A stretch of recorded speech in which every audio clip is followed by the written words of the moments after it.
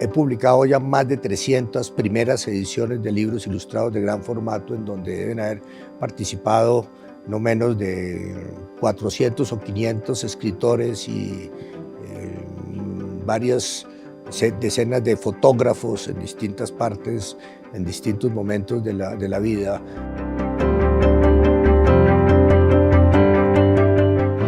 Aparte de los libros para niños con mi hija y de 130 o 140 primeras ediciones de los libros de literatura y de interés general.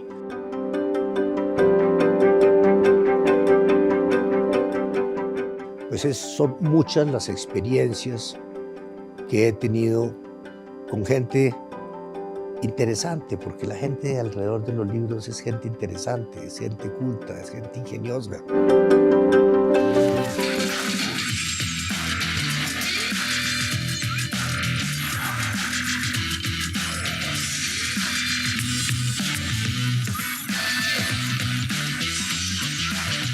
Hola, el libro ha sido fundamental. La historia, la cultura, la ciencia, el pensamiento, las religiones, el espíritu de las naciones, las ideas, los sueños, todos ellos se definen, perduran y se reconocen en buena medida gracias a los libros. Y no son muchos los hombres que han acumulado el conocimiento suficiente para hacer de un objeto hecho de hojas de papel encuadernadas y protegidas con una tapa algo realmente especial y trascendente. En nuestro país tenemos la fortuna de contar con un verdadero maestro en ese arte, Benjamín Villegas, fundador y líder de Villegas Editores, la editorial que ha marcado una manera única de ver y contar a Colombia. Durante las últimas 4 décadas ha publicado más de 300 libros de gran formato, convirtiéndolos en testimonios extraordinarios de nuestro arte, arquitectura, historia, naturaleza. Por sus manos de editor han pasado también centenares de obras literarias, filosóficas, periodísticas, históricas, así como biografías y ensayos de muchas generaciones de autores. El trabajo de Benjamín Villegas ha sido reconocido y premiado en todo el mundo y recientemente recibió por parte del presidente Iván Duque la Orden Cruz de Boyacá como reconocimiento a todo lo que ha hecho por Colombia. Benjamín Villegas, bienvenido a Conectados.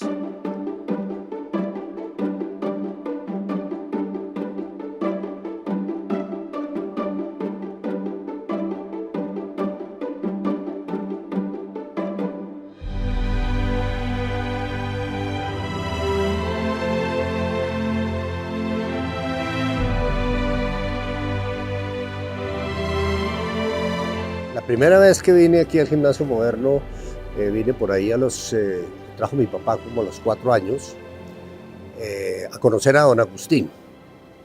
Mi papá había sido gimnasiano de la 4ª promoción del gimnasio, él se había graduado en el año 28 del siglo pasado, y muy orgulloso me vino a presentar a don Agustín para que me recibiera en primero de Montessori. Yo tengo el mejor recuerdo de este colegio en todo sentido. Fui muy buen alumno, o sea, fui primero del curso durante todo el Decrolí. Tuve una buena relación en general con mis compañeros de colegio. Me gustaba el deporte, pero nunca sobresalí en absolutamente ninguno de ellos, pero de todas maneras, cuando usted está liderando por otro lado el conocimiento, siempre tiene amigos que quieren estudiar con uno.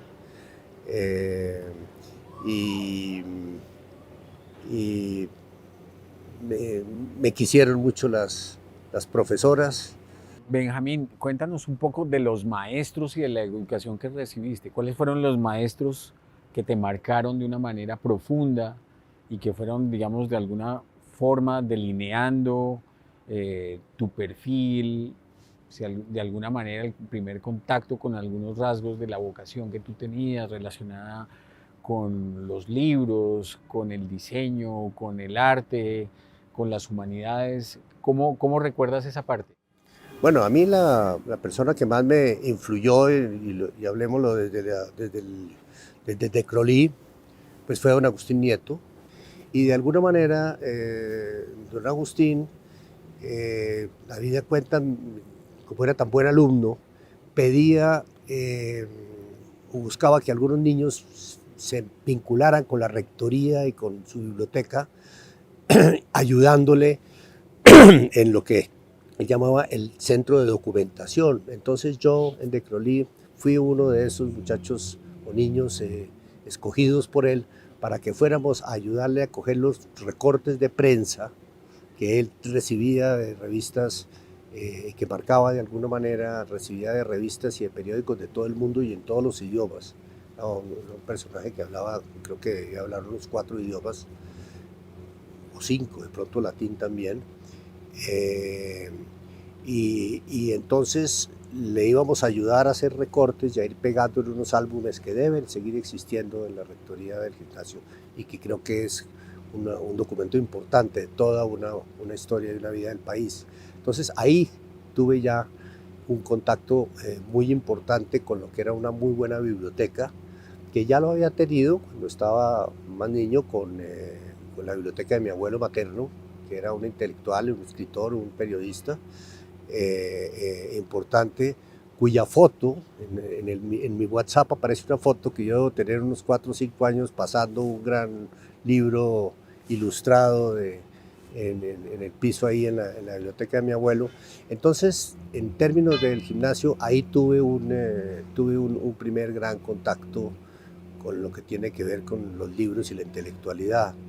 También una de las profesoras que fue mi directora de curso, se llamaba Lucy Pinilla Monroy, me incentivó también un poco con los libros porque se dio cuenta que yo desde chiquito tenía libros que me pasaba mi mamá, libros para niños. Entonces me pidió que los trajera a las clases. Los libros de tu mamá. Los libros ya para mí, es decir, Sí. los hermanos Grimm, Sí. Scott, Julio Verne, en fin, ese tipo de cosas. Alcancé a traerlos a final del tercero o cuarto de Crolí. Entonces me incentivó de alguna manera a que los trajera al curso, a que eventualmente leyera algunas apartes o algunas cosas con respecto a los libros y de alguna forma me hizo sentir importante, porque yo era el que tenía los libros en mi casa, yo era el que traía, yo era el que eventualmente les leía, yo era el que eventualmente les contaba y yo era el que les participaba de alguna manera. Ahí fue, digamos, mi primera... que me sentí propietario de algo que estaba adquiriendo a través de los libros. Ya en bachillerato, esa formación que me dio mi mamá, que me fue pasando los libros un poco de acuerdo con mi edad, me dieron uno que yo creo que es uno de los mejores regalos que le puede uno hacer a alguien, que puede hacer uno a un niño, que es regalarle el hábito de la lectura. Entonces, mamá lectora que te pasaba libros, tu papá exactamente en esa combinación de cosas que pasan en la historia de las personas, en el molde de la formación, en ese aspecto, ¿en qué influyó? Bueno, es decir, papá también era lector, pero evidentemente no era, leía otra serie de cosas, leía policíacos, leía biografías, era diferente y no tenía suficiente tiempo tampoco para estar leyendo como mi mamá. El punto, un poco con mi carrera, que tuvo que ver mi papá, fue que en algún momento, bueno, bastante antes de nacer yo, con una herencia, compró la que llegó a ser, entiendo, una de las primeras litografías en el país, que se llamó la Litografía Colombia, y era el mayor accionista y el gerente, y tuvo una formación. Yo no había nacido ahí, alrededor de las imprentas, la litografía en este caso, alrededor de esa litografía y de su amistad con Alberto Lleras. Lo había buscado Lleras cuando salió de su primera presidencia para hacer el Time colombiano, como entiendo que le dijo, que fue la revista Semana. Entonces mi papá fue el fundador de Semana, dueño del 40% de Semana, el otro 40% era de Alberto Lleras y el 20% era de Abdón Espinosa, que era el gerente y el que conseguía la pauta publicitaria. Y después alrededor de eso, y eso sí ya me tocó a mí en vida, lo nombraron el gobierno para que organizara la imprenta nacional. Obviamente, como cualquier persona decente, dijo que podía aceptar la posición del gobierno, pero que él no podía ser director de la imprenta nacional teniendo una imprenta y teniendo una revista política. Entonces, cuando yo nací, coincidió, él tuvo que vender sus acciones de la litografía y nací sin litografía, y tuvo que vender las acciones de la revista Semana y nací sin revista Semana. Pero a esa imprenta nacional, que demoró unos 4 o 5 años, 3 o 4 años organizándola y construyéndola en un sitio diferente de la última que hicieron o la siguiente, que ya queda en la Avenida El Dorado, allá sí fui gatié. O sea, allá me ensucié de tinta, y como dicen, el que se ensucia de tinta de imprenta no sale nunca más. Y la verdad es que finalmente pues nunca salí de ellos. O sea que papá me dio ese entorno alrededor, no tanto de los libros que también se publicaban, sino de las publicaciones sobre papel que me han acompañado toda la vida. Benjamín, ¿en qué momento recuerdas que pudieron haberse empezado como a asomar esos primeros rasgos de lo que sería tu vocación relacionada con el diseño, combinado con el gusto por los libros? Porque en la juventud no es tan fácil como descifrar esas cosas y entenderlas bien y saber uno qué va a hacer en su vida. ¿En qué momento empiezas a ver realmente que había ahí algo que era diferencial y que era tuyo? Bueno, yo no lo vi tan claro, pero yo he tenido un tema en la vida en que cuando las cosas me aparecen, las cultivo y las hago y voy aprendiendo de ellas. En este caso específico, cuando estaba en cuarto bachillerato aquí en el gimnasio, y alrededor de un tema que me había metido a participar, alrededor de un tío mío que era dirigente del movimiento familiar cristiano, les propuse que por qué no sacábamos un periódico juvenil, cosa que me lo aprobaron. Entonces fundé un periódico que se llamó El Alepruz, que era un periódico tabloide de 16 páginas, impreso en Aedita Editores, que era la imprenta donde se imprimía cromos, que era de los Restrepo Suárez, y publicamos ese libro que prácticamente escribí yo. Me gustaba escribir, no lo hacía tan mal, y ante todo era muy audaz, siempre lo he sido. Entonces lo escribimos con algunos compañeros y con un amigo entrañable que murió hace algunos años, Mario Ochoa, muy talentoso, y logramos publicar 2 libros, digo, 2 ediciones, y por supuesto, como todos los periódicos juveniles, pues fracasó y se quebró. Pero de todas esas experiencias siempre le queda alguna enseñanza. No, queda la enseñanza al punto de que cuando estaba en quinto de bachillerato, Daniel Samper Pisano, que se había graduado el año anterior y había fundado la revista de antiguos alumnos del gimnasio, me buscó para que le ayudara a hacerla y a llevarla a la imprenta. Entonces en quinto estaba haciendo la revista de antiguos alumnos, en sexto ya entré y fui uno de los directores del Aguilucho, pero realmente que es la revista del gimnasio que fundaron en 1927 Eduardo Caballero Calderón, y que realmente pues con varios compañeros, pero pues digamos yo lideré el asunto, o sea el responsable de la revista fui yo, el que la llevó a las imprentas.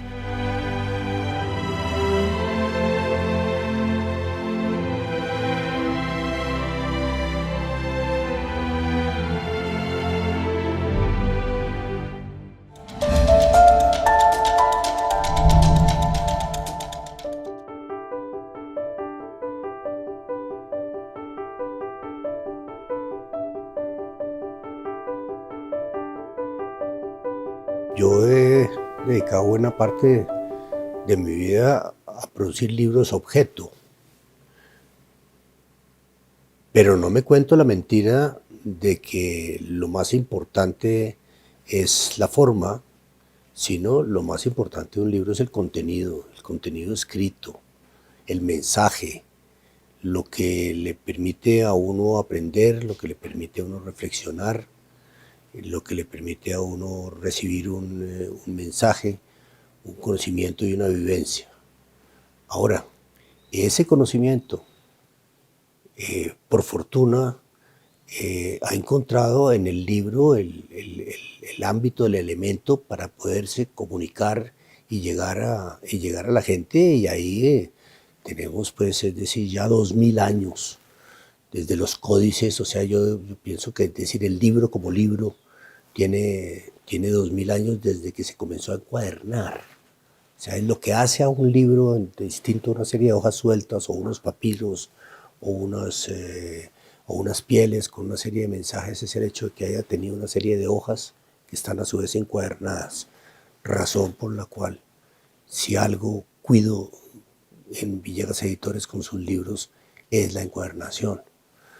Entonces, pero ese conocimiento está en un elemento que es un invento absolutamente maravilloso. O sea, yo creo que el libro es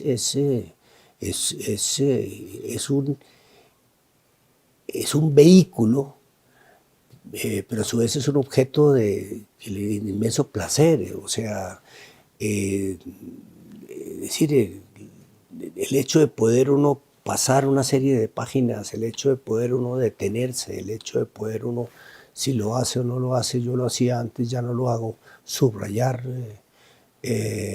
subrayar los libros, el hecho de poder volver y regresar de cualquier manera, que de alguna manera se puede estar haciendo ya parcialmente con los libros digitales, pero hacen del libro un objeto entrañable. No creo, como mucha gente lo dice, que los libros van a desaparecer. Espero que no, por lo menos en vida no me va a tocar.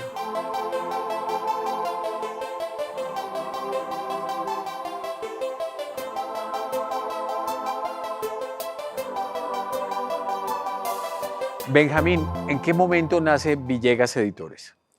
Villegas Editores nace con Villegas Asociados, que era una oficina de diseño gráfico y de publicaciones a la cual me llamaron en 1973 de la Presidencia de la República para hacer un libro de gran formato y alta calidad, que por supuesto acepté.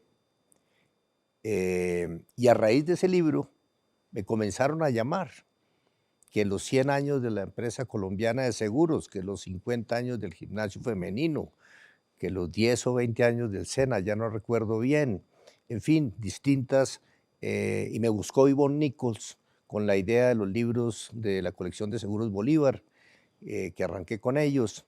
Entonces, cada año, paralela a mis otras actividades gráficas, ya no fueron un libro al año, sino 2, inclusive 3, a comienzos de los 80,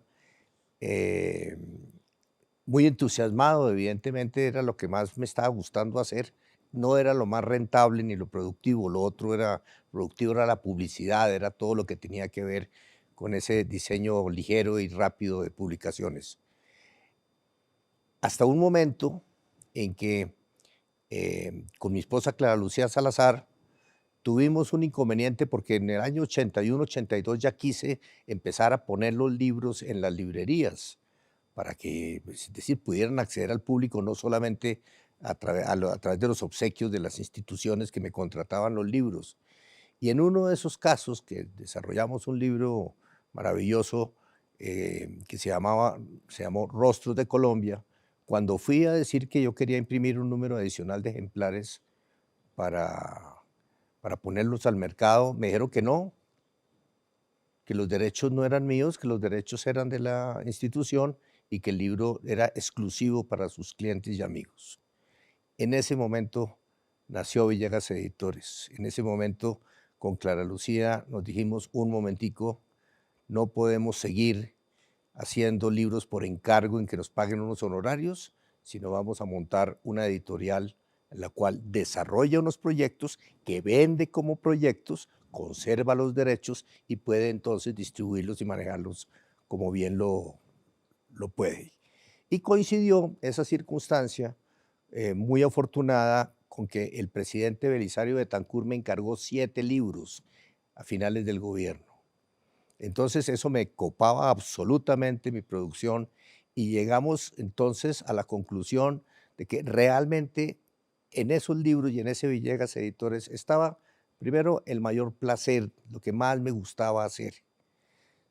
Y segundo, encontré y visualicé, ya llegaba, en ese momento llevaba unos 25 o 30 libros publicados de gran formato, que ahí había una misión que cumplir, que había que si le dedicaba la vida a eso, iba a poder dejar un documento importante, escrito y gráfico sobre el país, sobre la buena imagen de nuestro país, sobre todo lo que tenemos para mostrarle a los propios colombianos y en el exterior. Y entonces cerré la oficina comercial. No volví a hacer logotipos, no volví a hacer informes, no volví a hacer revistas. Me dediqué exclusivamente con mi equipo de trabajo a crear y desarrollar libros ilustrados de gran formato y alta calidad sobre temas colombianos. Benjamín, en ese momento de transición, de cambio y de consolidación de la empresa, pues debe haber un hito. ¿Cuál fue ese libro que marca, desde tu punto de vista, el inicio de Villegas Editores, que retrata bien la personalidad, el foco, la idea de lo que tú querías hacer con la producción de ese tipo de libros? Esto estamos hablando del año 86. Ahí comenzó un proceso, comenzó el gobierno del presidente Barco.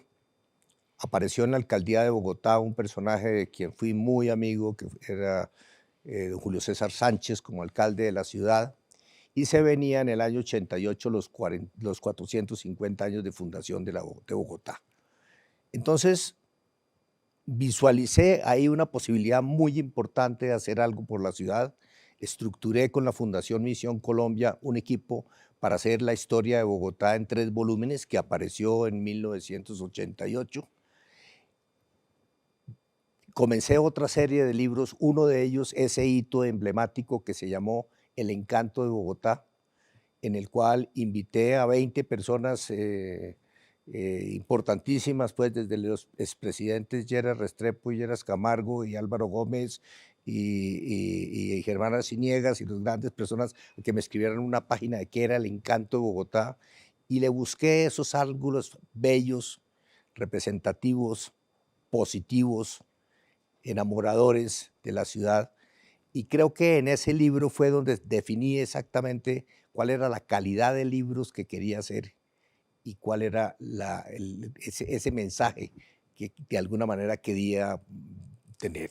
Con el libro, con los libros de la historia de Bogotá, entonces vino ese contexto histórico y documental que está de todas maneras detrás de los libros. Paralelamente, también para el año 88 publiqué Páramos de Bogotá, en donde comencé mi línea, llamemos de ambiental, que he continuado toda la vida en la naturaleza colombiana, e hice una colección de 12 volúmenes que se llamó Biblioteca de Bogotá, con el auspicio de precisamente del alcalde Julio César Sánchez, en la cual lo que hice fue buscar los libros clásicos de Bogotá que ya no existían y no se podían conseguir, de distintos autores importantes, y publiqué esos 12 volúmenes en un estuche como la Biblioteca de Bogotá, con el cual de alguna manera di inicio también a esa línea de literatura que más tarde desarrollé alrededor de la Biblioteca de la Colección Dorada de Interés General de Villegas Editores. Benjamín, las raíces de tu trabajo y las raíces de tu vida personal, como lo cuentas ahora, están muy ligadas a Bogotá. Yo quisiera preguntarte, para ti, Bogotá, ¿qué es? ¿Cuál es el encanto que tiene Bogotá para ti? Bueno, Bogotá desafortunadamente cada vez pierde más el encanto. En ese entonces todavía tenía y tiene unos lugares encantadores, tiene unos museos espléndidos, tiene una buena arquitectura de ladrillo, tiene unas bellísimas iglesias coloniales, tiene unos cerros absolutamente fantásticos y detrás de los cerros también tiene un páramo, en fin, Bogotá, el páramo de Sumapaz es absolutamente extraordinario. Está en la sabana que todavía es un lugar como en un libro que publiqué sobre la sabana de Bogotá, precisamente con el maestro Germán Arciniegas, y en su texto Germán Arciniegas cita a García Márquez, que dice: la primera vez que sobrevolé la sabana de Bogotá pensé que estaba llegando al más hermoso lugar del mundo y todavía lo creo.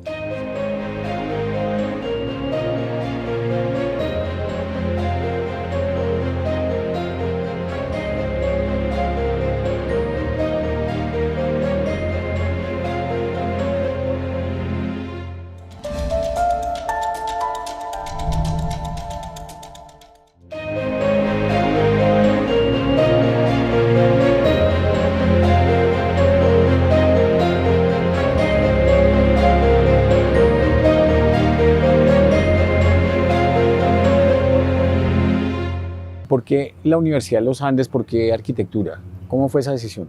Fui a una cátedra de esas que el gimnasio le sugería a uno de orientación profesional, en donde un magnífico arquitecto, Gabriel Largacha, que era el arquitecto diseñador de Cuéllar Serrano Gómez, una de las más importantes empresas de arquitectura e ingeniería del país, dictaba esta clase. Entonces,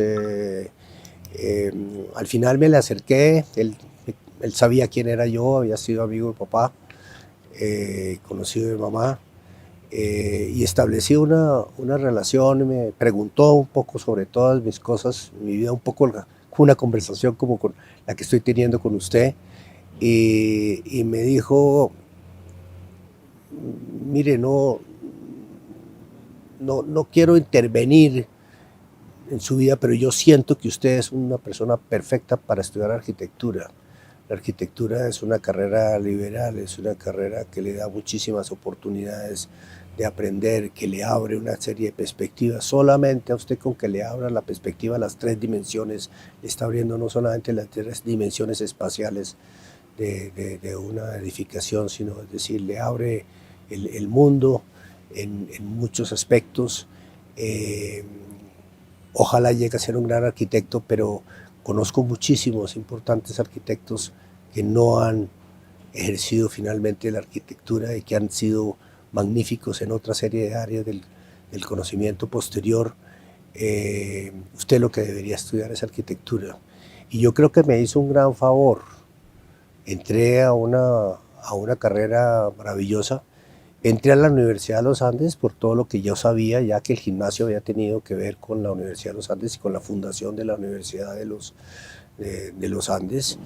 Yo estuve becado 9 de los 10 semestres de arquitectura por cómputo académico, a pesar de todo lo que estuve trabajando durante la carrera. Y también en la Universidad de los Andes estuve muy contento. Fue una gratísima experiencia, tuve unos magníficos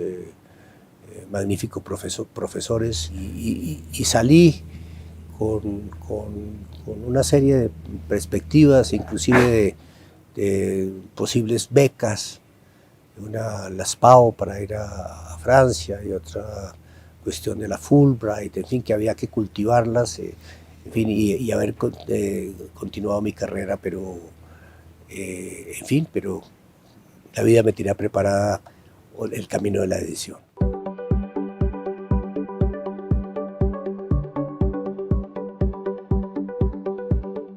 Una experiencia interesante debió ser llevar todos estos libros fuera de Colombia. ¿Cómo fueron esos primeros contactos de llevar esa visión de Colombia expresada de esa manera en que lo estabas proponiendo desde la editorial a otros países? ¿Cuál fue la reacción del mundo editorial afuera cuando encontraron esos libros con esa visión de Colombia que tú estabas proponiendo y que ha sido sostenida durante tantos años? Sí, evidentemente el mundo editorial se mueve a través de las ferias de libros y particularmente de la Feria del Libro de Frankfurt, también la de los Estados Unidos, la de España y últimamente la de México. Comencé en 1982, cuando publiqué un libro muy hermoso sobre Gregorio Vázquez de Arce y Ceballos. Creí que ya tenía un libro importante para poder mostrar internacionalmente y me fui para la Feria del Libro de Frankfurt, feria a la cual he ido creo que unas 34 o 35 veces. Es la ciudad del mundo que más he visitado en la vida. Y comencé en una muy ardua, muy quijotesca labor de empezar a caminar esos corredores, de localizar a esos otros editores del mundo que publicaban libros equivalentes, buscando una cita para quienes les pusiera a mostrar mi libro, que fue mi libro en ese caso el primero, pero que fueron mis libros en los años siguientes, hasta que con muchísimas dificultades, porque aunque la gente valoraba, los editores, los libros, los ponderaban, me felicitaban y me estimulaban a seguir por ese camino, no me compraban los derechos para publicarlos en inglés o en francés o en alemán, que es lo que uno busca en estas ferias, porque me decían, es too specific. Llegué con mi libro de Mariposas de Colombia y me dijeron, ¿por qué no hace Mariposas del Mundo? ¿Por qué no hace? Entonces, ese es el negocio editorial. O sea, temas, las pirámides de Egipto no tienen falla, no pueden fallar. Es decir, todo el mundo sabe de las pirámides de Egipto y si se presentan de una mejor manera y más hermosa y con una nueva documentación, la gente vuelve y compra el libro o compra otro libro de las pirámides de Egipto. No sucede así con Colombia.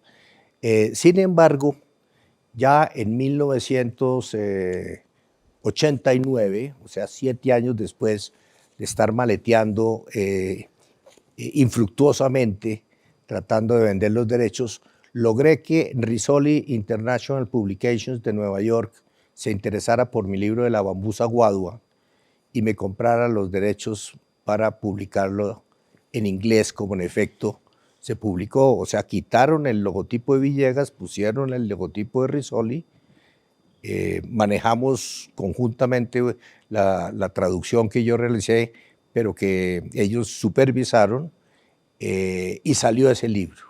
Entonces ahí comenzó, en 1989, realmente la etapa internacional de Villegas Editores, que no es que haya vendido muchísimos libros en derechos mundiales, probablemente 10, 12, más de 15 no. Entonces entré al mundo y logré, con mi amistad y con los varios libros que le logré vender a Rizzoli International Publications de Nueva York, que es asociada con Rizzoli Italia, y que es la primera o una de las dos más importantes editoriales de libros ilustrados de gran formato en los Estados Unidos, que me aceptaran en el catálogo y que pusieran otros libros que yo quisiera publicar inicialmente, que yo quería también publicarlos en inglés, correr yo el riesgo de hacerlos en inglés para que ellos los distribuyeran, ya que ellos no querían correr el riesgo imprimiéndolos, pero sí no tenía ningún inconveniente en darle una posibilidad más a su catálogo.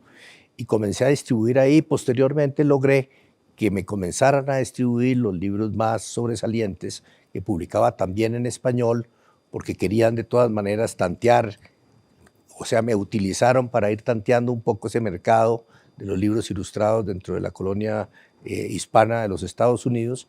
Entonces, esos años 90, yo diría que hasta el 2005 o 2010 fue, digamos, la época del esplendor internacional de Villegas Editores. Llegué a publicar también en francés. A Fernando Botero le publiqué 6 libros, pinturas, dibujos, esculturas, Botero Mujeres, y le publiqué los 2 catálogos de donación al Museo de Antioquia y al Museo Nacional, que sí tuvieron éxito internacionalmente. Y a su vez, por supuesto, saqué mis propias versiones en inglés y en francés, que fue una de las condiciones que me puso Botero para... Entonces también monté la distribución en francés. Fue una época muy interesante, muy satisfactoria, muy de sentirme muy bien mostrando mostrando mi país.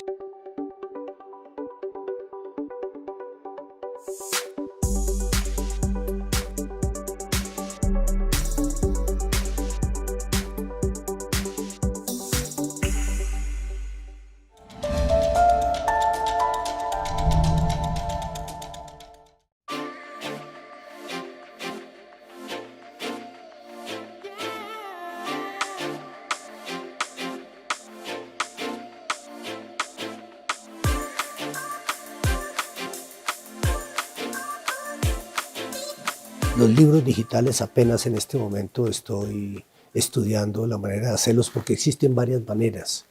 Entonces, una es la que ya estoy utilizando, que es lo que en el fondo a nivel digital importa, que es el contenido que debe ser consultable, contenido que debe ser recorrible de distintas maneras a través de unos índices.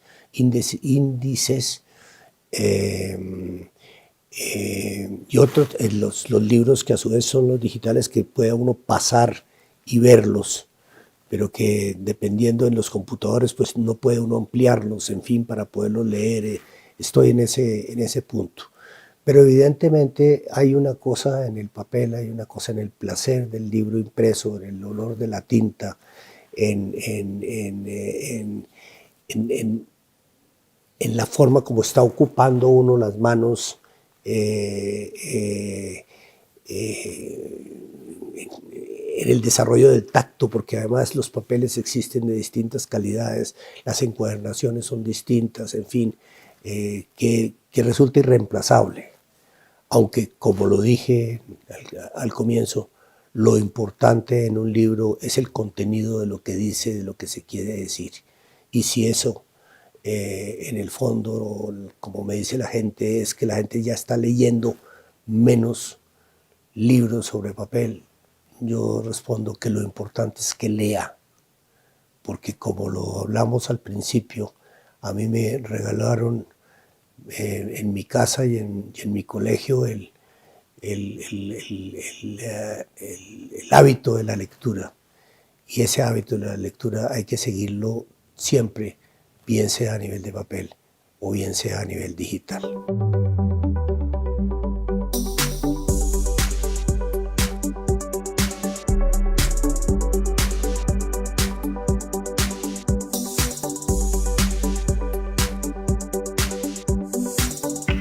Benjamín, cuando empiezas un proyecto, ¿qué aspectos no delegas?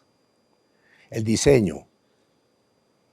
Prácticamente en este momento de la vida estoy comenzando a diseñarlo, estoy comenzando a delegar parcialmente algunos trabajos con mucho éxito.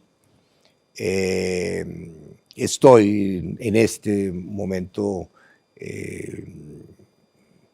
preparando en todos los aspectos a mi hija Laura, incluido el proceso de diseño de los libros.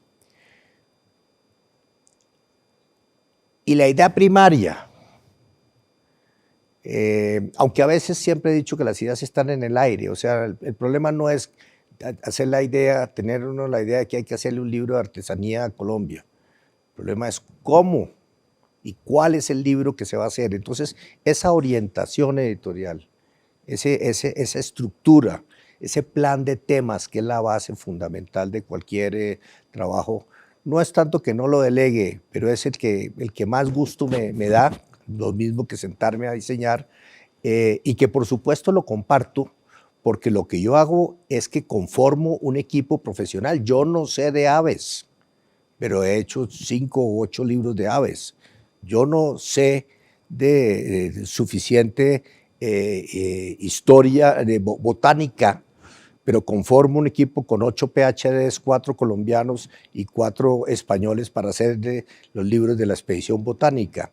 O sea, yo sé un poquito de todo, no sé suficientemente de nada, y mi habilidad está en conformar esos equipos de gente de la máxima calidad, de la máxima exigencia con ellos mismos para hacer unos libros de alta calidad. ¿Hay posibilidad de saber cuándo un proyecto va a ser ganador? ¿Va a ser un éxito este libro? Algunas veces sí, no siempre. Me he equivocado muchas veces. muchas veces me he dejado llevar por la excesiva estética y he pensado que la gente va a entender esa misma sutileza, esa finura.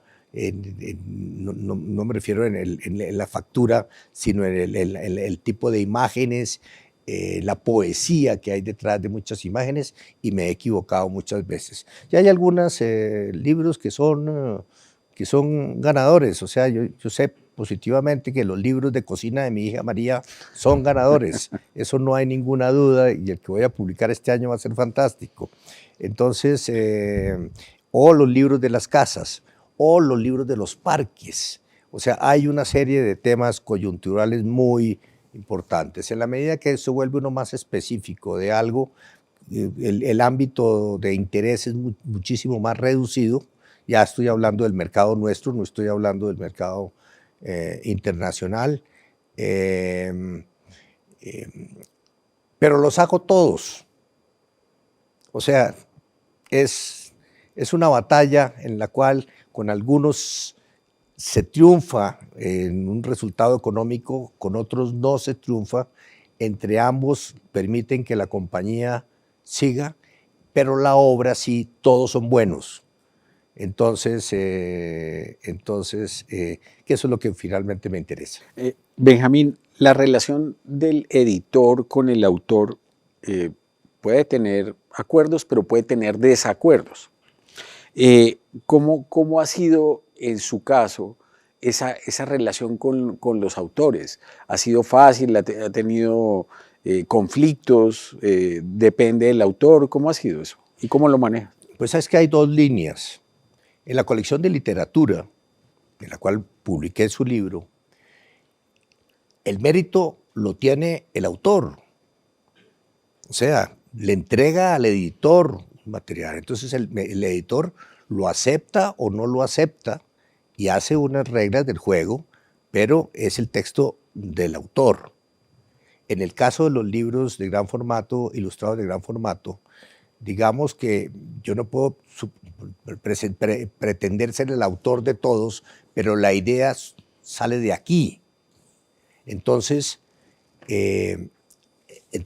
yo necesito que usted me escriba sobre tejidos en Colombia para el libro Artefactos. Y creo que en los tejidos tiene que haber, por supuesto, la lana, pero tiene que haber también la cestería como parte de los tejidos, porque yo pienso que debería ser parte. Entonces,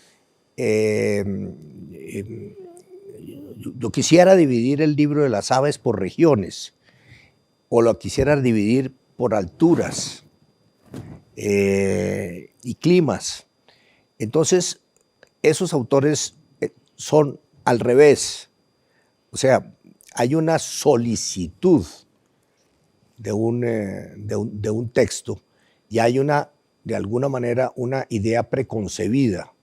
Entonces, ellos saben que yo me estoy esperando algo y yo sé que me puedo estar esperando dentro de un compás amplio, en la medida de que si le he pedido a determinada persona que escriba sobre eso, es porque sé que lo puede hacer y me gusta cómo lo escribe. Entonces, dentro de esa línea, normalmente no me he equivocado y nunca he tenido ningún problema. Y ha habido un par de oportunidades en las que he rechazado lo que me han entregado, pero lo he pagado. Y después no he dado mayores explicaciones por no publicarlo. Pero surgen, es decir, en algún momento en esta época, la misma época del 1988, sobre Bogotá, me encontré en una reunión social con Álvaro Gómez Hurtado y nos pusimos, le conté lo que estaba haciendo del asunto y me dijo, es que a Bogotá le está haciendo falta un libro sobre el arte virreinal. Le dije, ¿el arte virreinal? Me dijo, sí, es que es distinto del arte colonial. El arte colonial era mientras era colonia, pero después el virreinato, eso marca y tiene una diferencia. Entonces me explicó, y ese es un libro que hace falta. Entonces le dije, ¿y por qué no me lo escribe?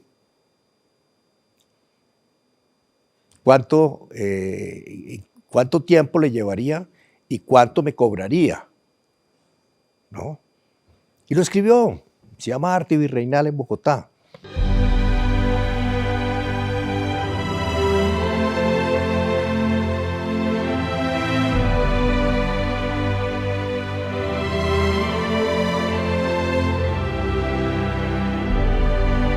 Me encanta leer despacio y me encanta leer las cosas bien escritas y me encanta la buena literatura. Y no sé cuántas cosas importantes dejé de publicar simplemente porque me daba cuenta que no estaban bien escritas. Entonces a mí, si no está bien escrito, no me interesa. No me interesaba para publicar y no me interesa leer. En cambio, si está bien escrito, hay una serie de cosas que probablemente no pueden llegar, pueden no ser de suficiente interés específico por el nivel científico que tenga o por alguna materia, pero si los libros están bien escritos, me cogen. Entonces, un buen libro es un buen libro, es un libro bien escrito, pero un libro muy especial es aquel que le produce a uno un placer especial. Y eso lo producen normalmente dos géneros que son, bueno, varios géneros, que es la novela y la poesía. Y la poesía, por supuesto, que es realmente la sublimación del pensamiento y de la escritura, aunque para mucha gente no le dice nada. Un libro me produce también muchísimo placer cuando me trae conocimiento y en ese sentido me encanta la novela histórica porque suma la parte de novelística y la posibilidad de escribirse muy bien con la parte histórica que le deja a uno finalmente el sabor de la historia, que es muy importante.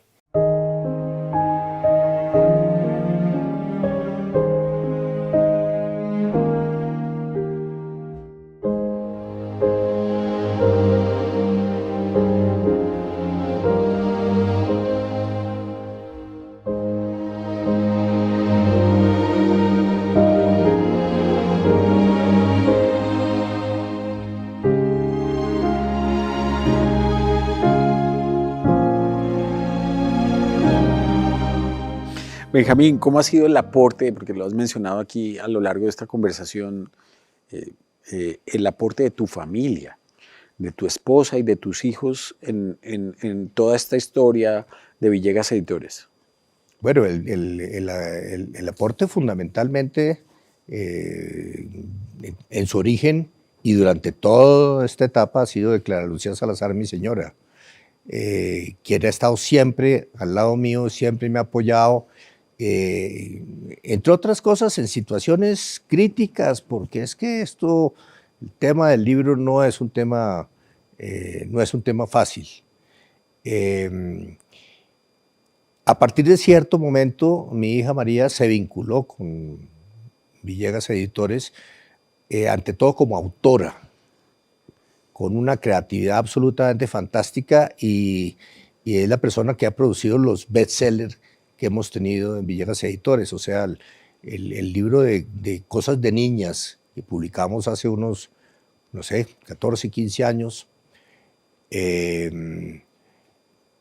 pues yo creo que debe haber llegado a las 500.000 copias de entre todas las ediciones y en todos los idiomas que se ha llegado a publicar en el mundo. Entonces, eso sí me he dicho, eso no me ha sucedido.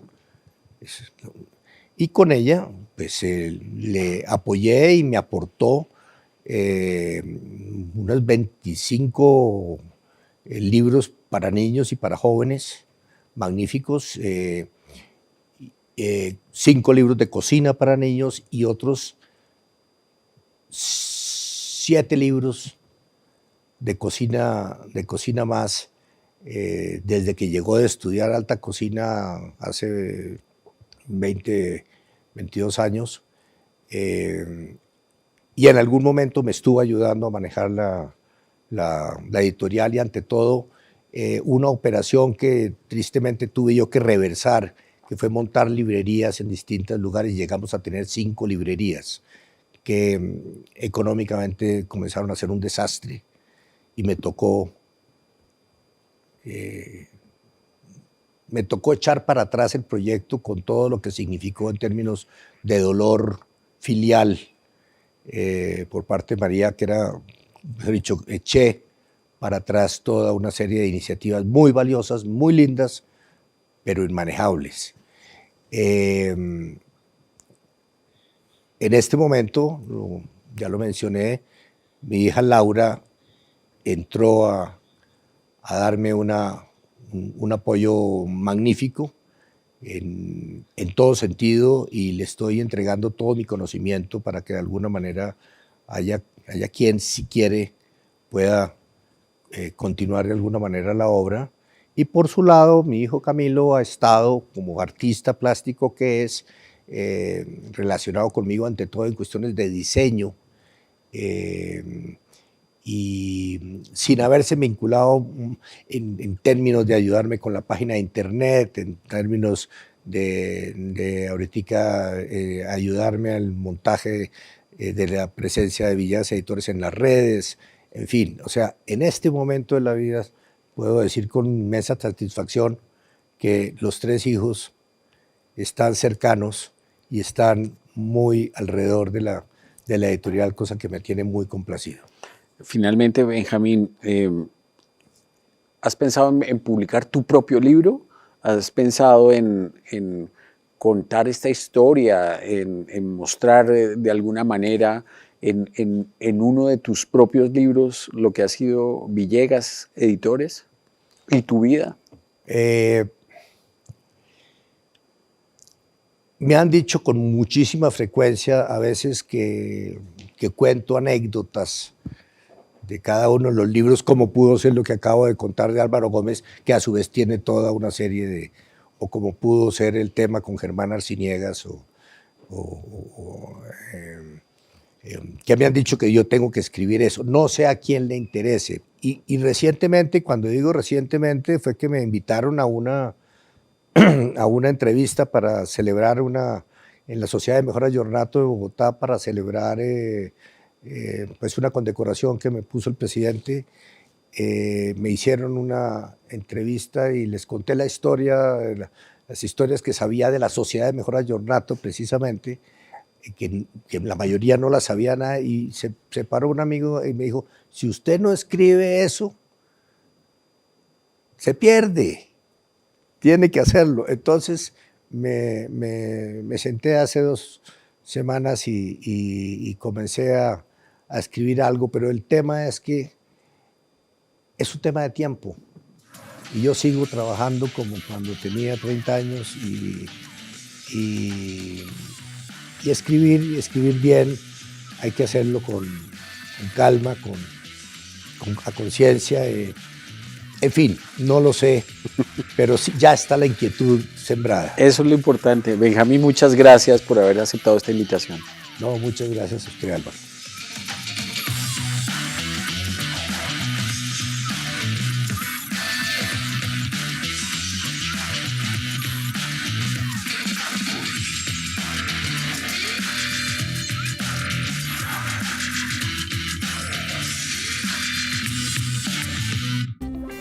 Este contenido es financiado por el Fondo Único de Ti.